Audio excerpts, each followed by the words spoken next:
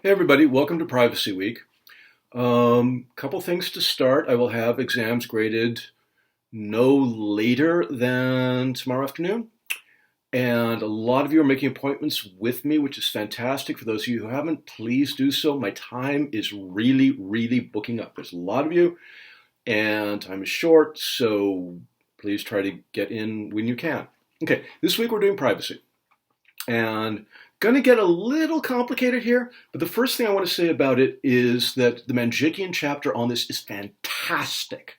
So please pay careful attention to it. I particularly like the way she has worked through applying all the ethical theories to privacy issues and generating pros and cons for each, which shows you that any theory you use can generate different answers depending on how you apply it, which just goes to show there is no right or wrong answer. There's only a logical process of applying tools to a situation.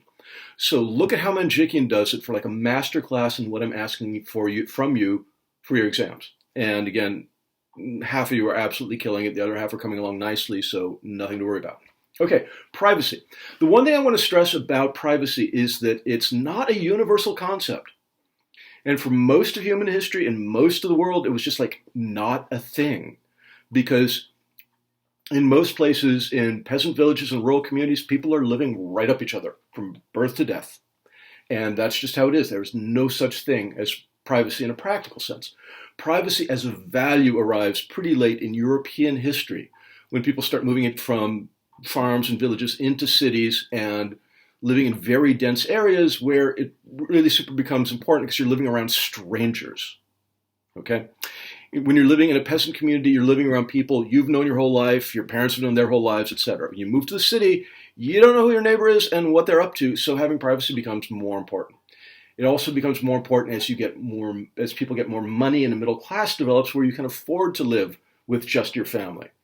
America takes it to an extreme with single family houses, which are not a norm in most parts of the world. Okay, so when thinking about privacy, bear that in mind. It's very culturally specific, and it's very culturally specific to the US above a lot of places, Europe.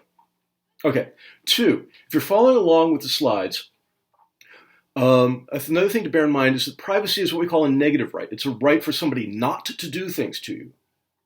So negative right is things like you have freedom of speech, which means that the government can't tell you not to talk.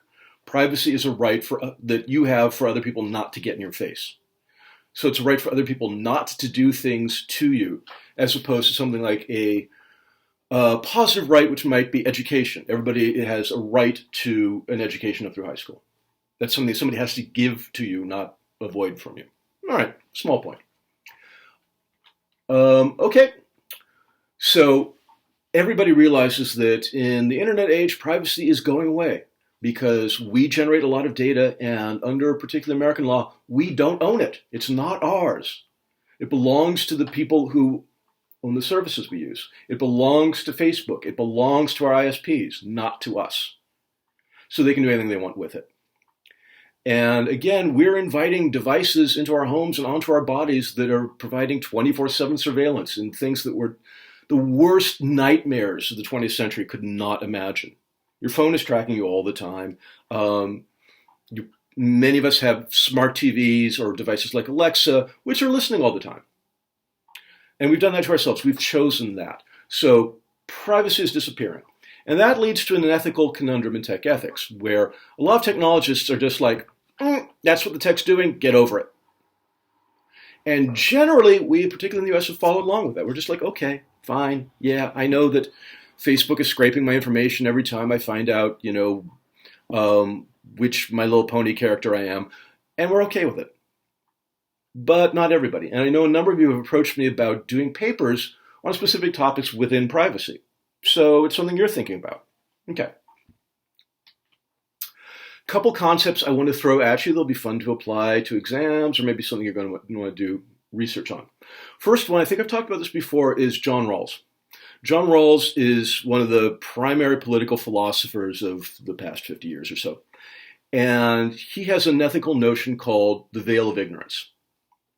And the way this works is, for those of you who played role-playing games, the notion is that all classes should be balanced. And it really doesn't matter whether you play a rogue or a paladin or whatever.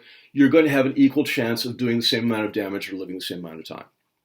Rawls didn't have role-playing games to draw from, but it's the same notion.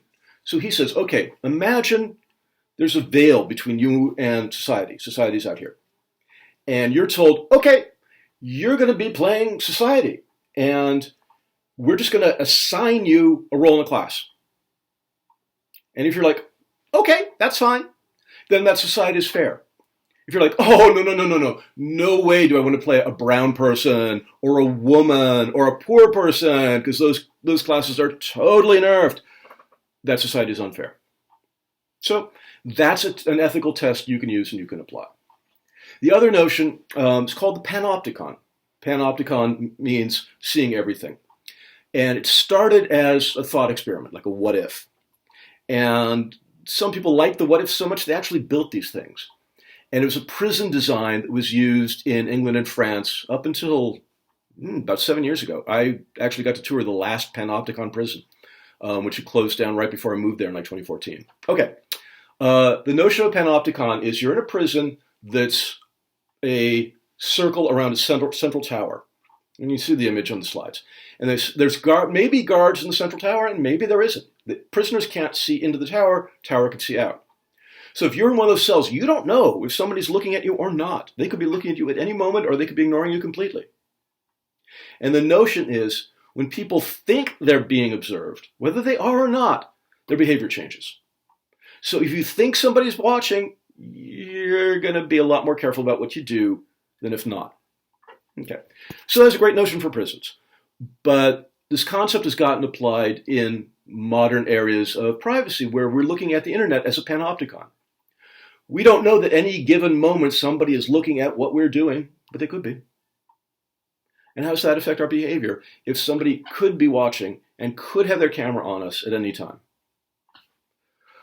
So that's a thought experiment. The notion is you imprison yourself. You make yourself a prisoner because some people could be watching, and that changes your behavior. Okay, when you're doing a privacy analysis, one, don't assume that privacy is good and not privacy is bad. Work through it. Why is it good? By what theory?